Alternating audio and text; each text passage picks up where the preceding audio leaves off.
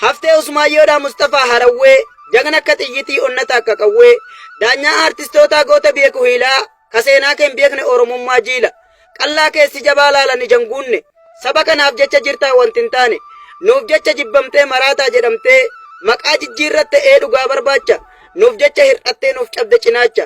har'allee sabni gudduwaan kun nuti maarsiif goona dhaamsa xumuraadhaa jedhee gaafatamnaan ani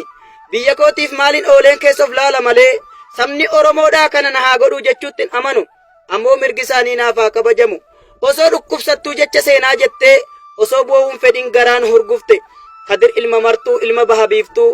waan ati nuuf taate rabbii naaf aradu fayyii nuuf jiraadhu umrii arraagessaa fayyaan harka rabbii harkuma isaa keessa nu jiraa dagannee du'aadhaaf gaddina garuu yoomuuf barree jiraa jabeeffanna har'asa dagannee gaaf du'en gaddinu qaroo ija keenyaa kadiraa yaallannu